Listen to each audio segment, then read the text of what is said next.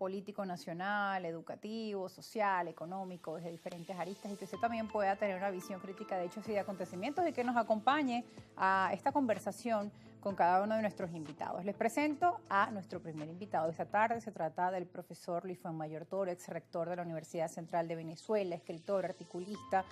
Bueno, bienvenido. Tiempo sin verlo por acá. Gracias, Rosa. Te felicito por tu niña y que esté Gracias. en buenas condiciones. Te ves muy bien, de paso. Ah, bueno, muchas gracias. Así es. Dicen que la niña me sentó. La niña te sentó, sí. Bueno, vamos a arrancar de inmediato con un tema que a todos nos preocupa como padres y que estamos hablando antes de empezar el programa, que es el tema de la educación. Nuestros muchachos casualmente, ya a estas fechas estamos terminando clases. Hoy el del medio era el último que quedaba por clase y ya terminó.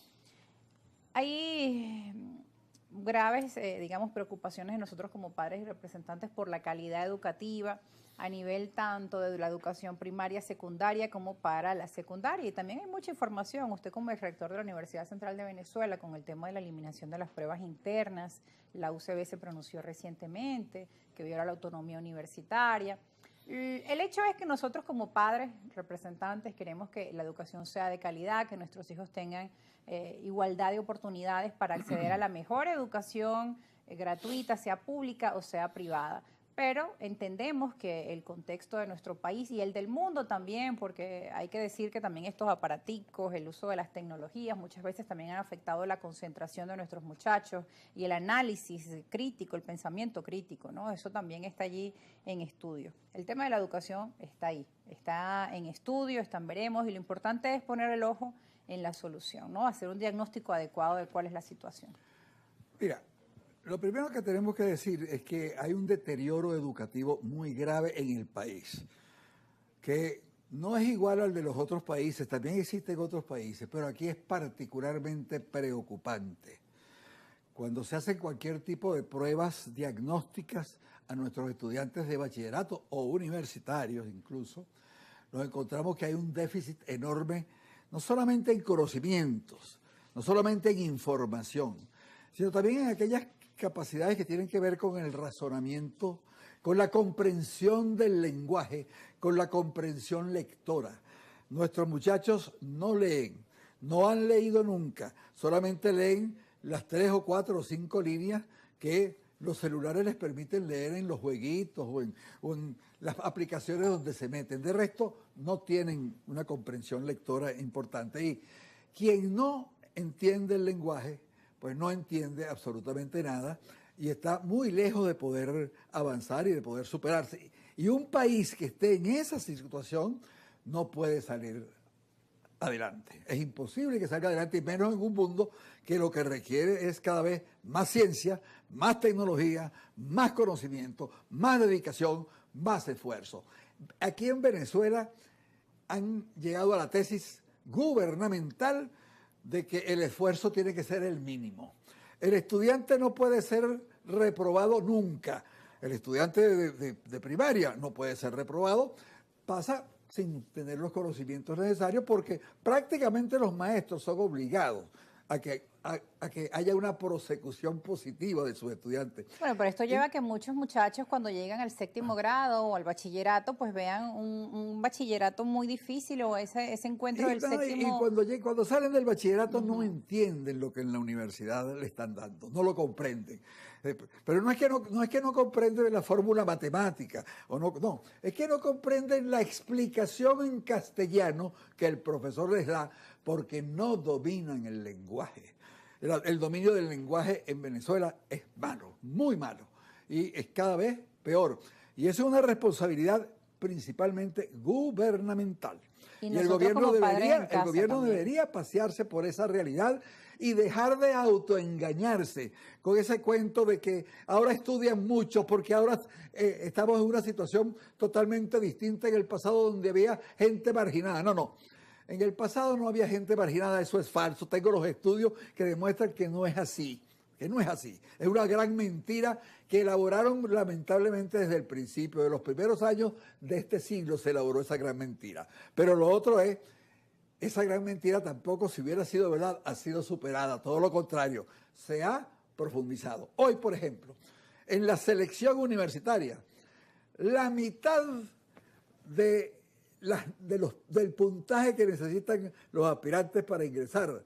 Lo obtienen del estudio de su situación socioeconómica. De tal manera que la miseria, la pobreza, ha sido convertida en un mérito académico. Para explicar a nuestra audiencia en qué consiste ese estudio socioeconómico. Es decir, si tienes la peor condición, en grosso modo, entras más fácil. Grosso modo, vamos a suponer que la persona necesita, el que más tenga tiene 20 puntos para ingresar. El que más tiene 20 puntos, de 0 a 20, como es nuestro sistema.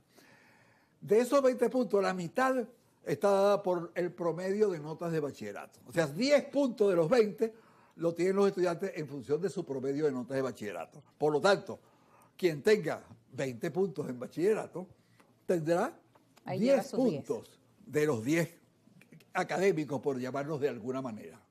La otra mitad es el estudio socioeconómico que se le hace a los estudiantes.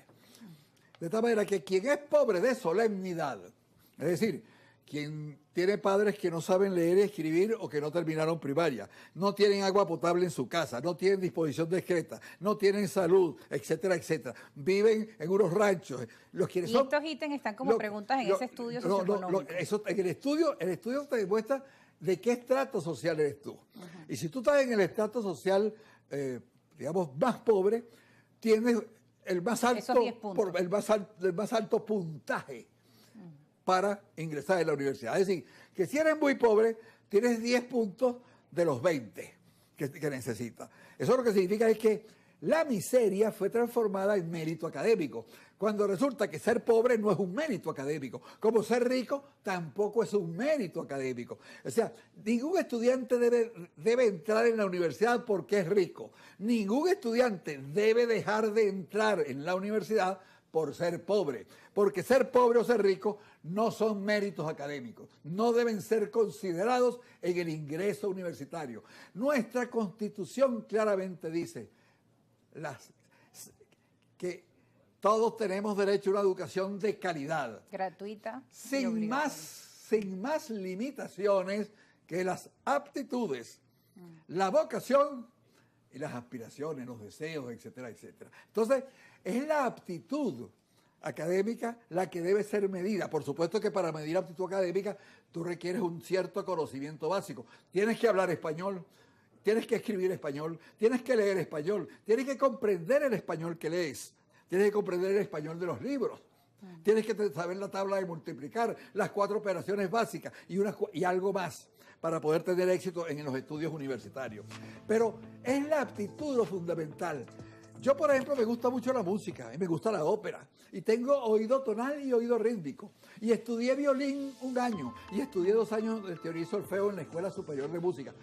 Pero yo sabía desde ese momento que yo no iba a ser músico, porque yo no tenía oído absoluto, por ejemplo. No tenía una aptitud y una característica que es importantísima para ser músico. A lo mejor yo podía tocar 4 y podíamos estar en una fiesta y yo amenizando a mis compañeros, pero eso no significa ser músico. Una cosa es la vocación y una cosa es tener las actitudes para poder ingresar. Usted tiene que tratar de hacer esas capacidades. El estudiante, tú debes hacerle coincidir lo que quiere con su aptitud y con las necesidades de la carrera para garantizarle su éxito. ¿Qué está pasando ahorita? Los que entran enviados por la OSU, en su mayoría se retiran en el primer año, fracasan.